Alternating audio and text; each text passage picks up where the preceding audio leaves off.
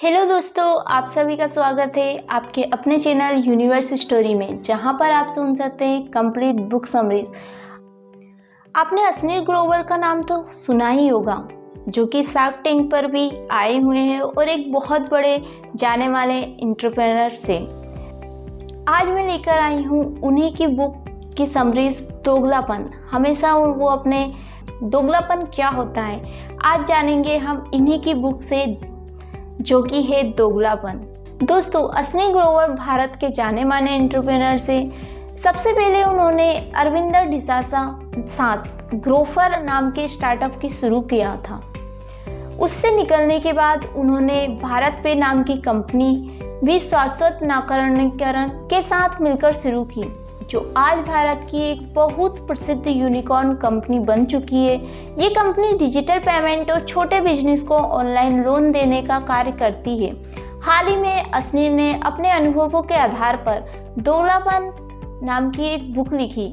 आइए इस बुक के बारे में और डिटेल में हम जानते हैं। इस बुक को हमने 7 चैप्टरों में डिवाइड किया हुआ है, जो कि है डोंट ट्रस्ट पीपल ब्लाइंडली। कभी भी किसी पर आंख बंद करके विश्वास ना करो। जब अश्नील अमेरिकन एक्सप्रेस कंपनी के लिए काम करते थे तो उनकी मुलाकात अरविंदर ढिंडसा से हुई। उस समय अरविंदर ग्रोफर स्टार्टअप शुरू करने जा रहे थे। उन्होंने अश्नील से कहा कि मुझे इन्वेस्टर्स के लिए प्रेजेंटेशन बनाने में मदद करो। अश्नील ने एक बहुत अच्छी प्रेजेंटेशन बनाई और उन्हें फंडिंग मिल गई। इससे प्रभावित होकर अरविंदर ने अश्नील से कहा कि आप भी हमारे स्टार्टअप में पार्टनर बन जाओ।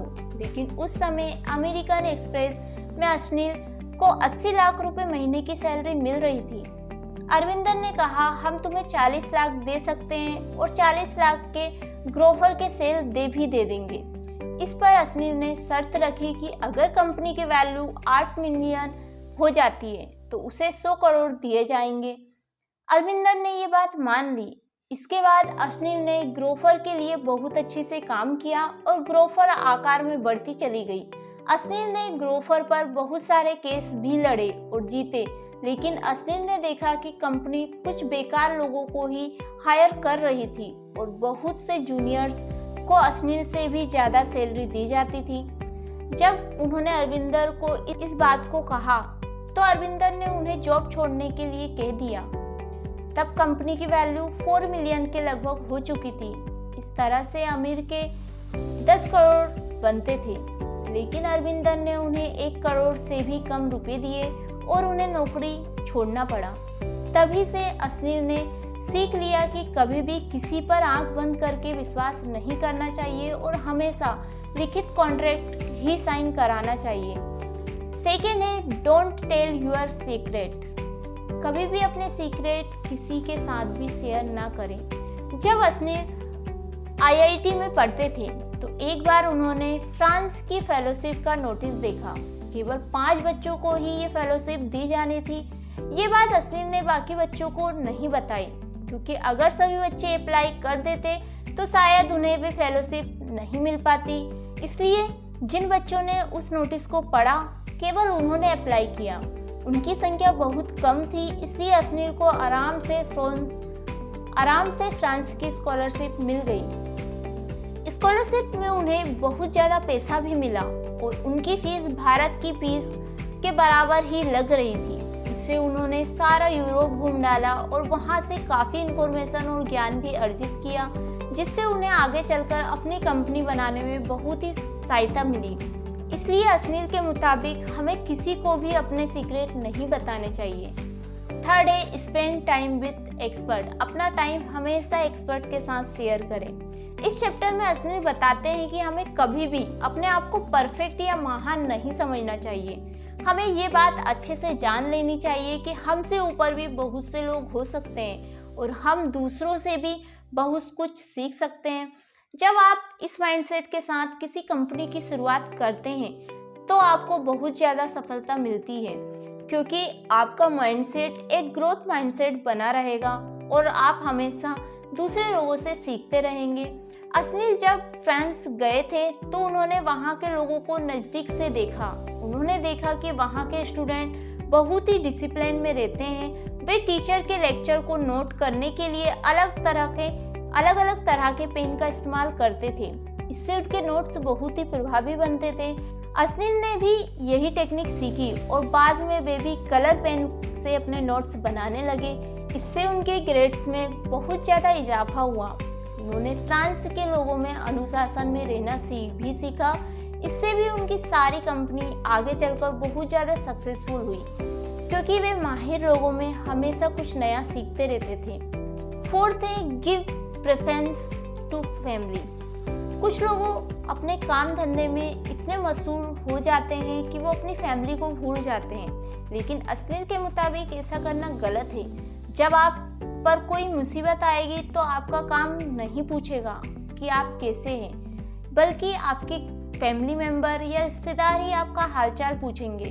बुरे वक्त में भी ये लोग आपके काम आएंगे। 20 साल पुराना दोस्त आपको धोखा दे सकता है, लेकिन आपकी फैमिली मेंबर कभी भी आपको धोखा नहीं देंगे। इसलिए अस्नील कहते हैं कि जब आप कोई कंपनी शुरू करते हैं तो उसमें अपने रिश्तेदारों या फैमिली मेंबर्स को भी उचित पोजीशन दें।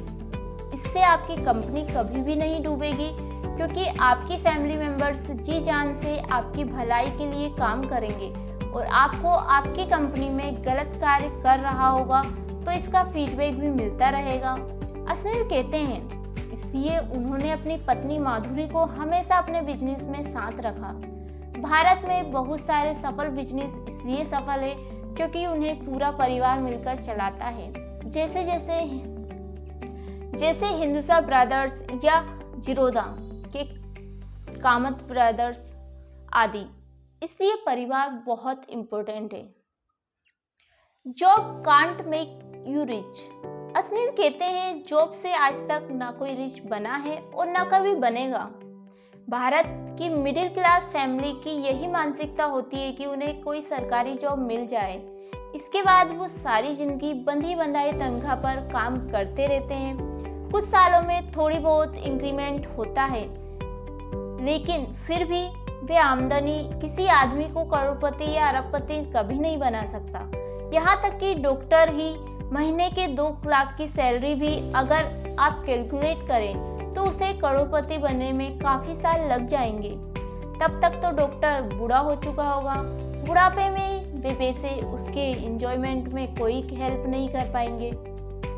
इसलिए हमें अपनी सरकारी नौकरी की मानसिकता को बदलना होगा।